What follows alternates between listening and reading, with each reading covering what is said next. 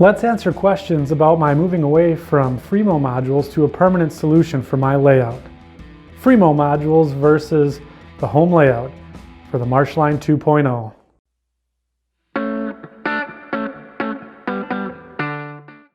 Hello Model Railroaders, I'm Andy Dorsch and welcome to my Model Works, your DIY guide to model railroading.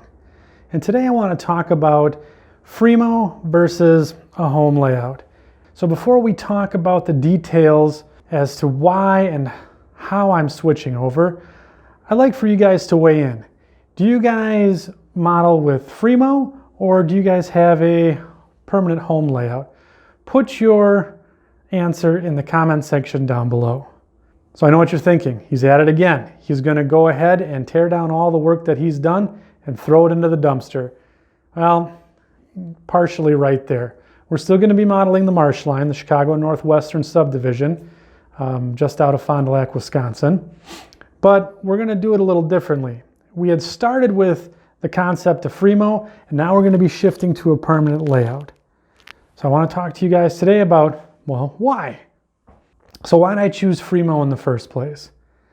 So I think for me, the real appeal to going to Fremo modules was I could build up my skills overall and not have to work on a giant layout all at once. So you could work on a little section of track, a little section of bench work, a little section of scenery, and essentially build up my model railroading chops along the way. Now, the El Dorado module that we built was a great example of that, but I feel like I've taken that as far as I can take it.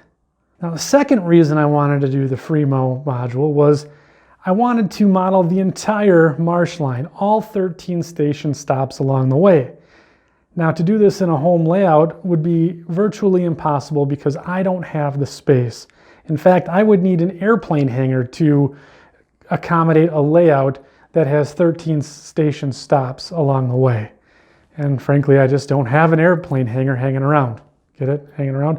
Anyways, so I had delusions of grandeur of making all of these modules and then taking them somehow, some way to a model railroad show, setting them up, and then having an operating session where we would work from one end of the Marshline to the other, all 13 station stops, and it would be just a recreation of the real thing.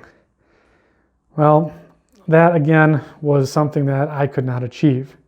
And the last reason that I wanted to do the Fremo was I bought into the TOMA concept, the one module approach, taking a bite-sized piece of a model railroad and just working on it until its completion, and then moving on to something else.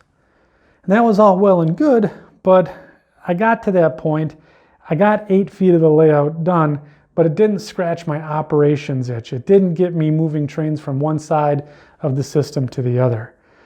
So here we are. We're building a permanent home layout. And we'll be talking more about that after this. Did you know that? Did you know that? In the span of 14 years, the Marshline went from a full-blown subdivision connecting parts of the Chicago Northwestern Railroad to being totally abandoned and tore up. After a washout of the right-of-way in the early 1970s, the C&W never repaired the trackage and allowed the decrepit branch line to decompose over its remaining years. The timetable you see on the screen was of the Marshline's last days in 1986. It only had 5 station stops listed. This timetable will be used as the basis for the Marshline 2.0, my model railroad. Now you know. So why am I building a permanent layout in my basement? It's going up fast.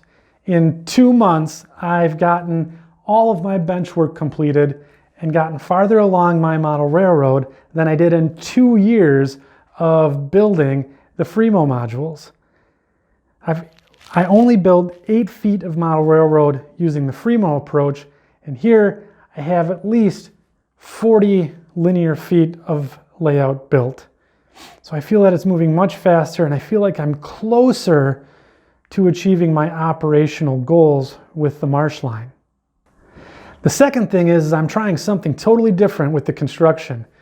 I'm actually going to be putting a valance above my layout and doing a shadow box type style layout. This is something that I've never done before and I've always wanted to try. And so far, it's looking pretty good. So I'm trying something different, something I haven't done before, and the permanent home layout allows me to do that.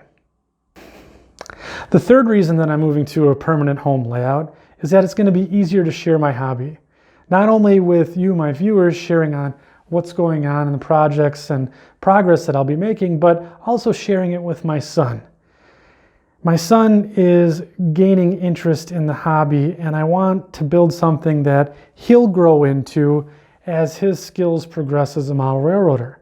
As you can see, he's really interested in trains and model railroads and loves to run stuff around. So I want something that he'll be able to grow into that I can share with him as he gets older. So what's going to be happening to my old Fremo modules?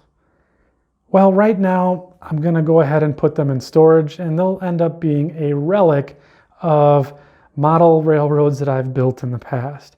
I'm not saying that I won't come along someday and finish them or dust them off and take them to a show, but as of right now, they're being shelved. So next time on the Marsh Line, we're going to be taking a look at how I designed my track plan using resources from Google Maps, local GIS websites, and other resources. Don't forget to click here to subscribe to my channel, or better yet, check out another video about the Marsh Line or one of my DIY videos. Thanks for watching, and keep her in Notch 8.